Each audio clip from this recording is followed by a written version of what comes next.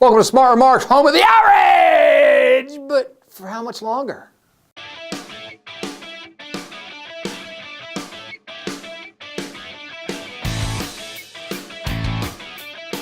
So Matt Taibbi over at RollingStone.com had an interesting bit last week on how the whole gun debate has turned into yet another example of how the Republican Party is dominated by angry white cranks. Taibbi wrote that in the wake of Sandy Hook, the vast majority of those who've been outraged over the infringement of their Second Amendment rights have been angry white men. In fact, some angry white men have gotten so angry they threaten to do something about it if the federal government comes to take their guns.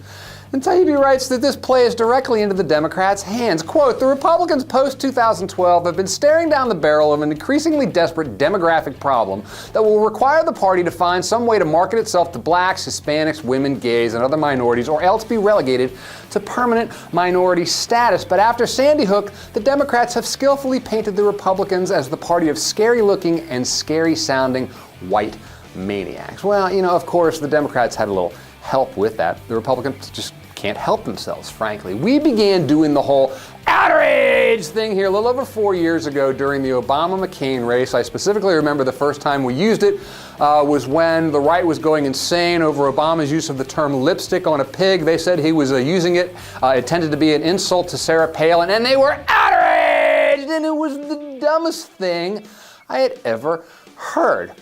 But dumb like a fox. The Republican base is often outraged. They're outraged about abortion and gays. They're outraged about Obama's birth certificate and the fact that he's a socialist, Muslim, communist, fascist. They're outraged about Hillary and Benghazi. They're outraged about guns. They're outraged about this. They're outraged about that. They're outraged about everything. They are the party of outrage. And if you're a GOP operative, you try to stoke that. But now it's beginning to dawn on some that maybe outrage is a dead end. Over at Media Matters last week, Eric Boehlert wrote about what he called the Fox News outrage model and about how some are beginning to rethink it. He quoted former CNN contributor Eric Erickson, who's now going to Fox News, who writes on the blog redstate.com. Erickson wrote, quote, conservatives, frankly, have become purveyors of outrage instead of preachers for a cause. Who the hell wants to listen to conservatives whining and moaning all the time about the outrage du jour? And I thought, well, me? Heck, it's the bread and butter around here. Also last week, Yahoo News political reporter Chris Moody quoted Robert Bennett, chairman of the Ohio Republican Party, who said, quote, we need to understand that we can't come off as a bunch of angry white men. How dare he say that? Outrage! We've said it time and time again, but we'll say it again. What once made them strong now makes them weak. Republican populist outrage helped propel the party to a generation of dominance, but everything runs its course. Demographically, there are fewer angry white men than there used to be, and of course, that's another reason they're outraged. But the mere fact that we're lampooning this on this show shows that it's spent as a political force. But it's a security blanket, number one, and it's been extremely profitable for the likes of Fox News.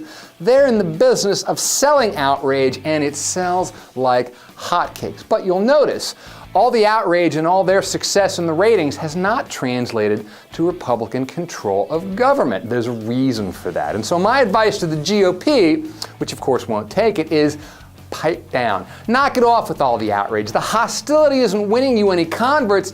Let's have real debates in this country instead of outrage, because what propels your party? Ideas or anger?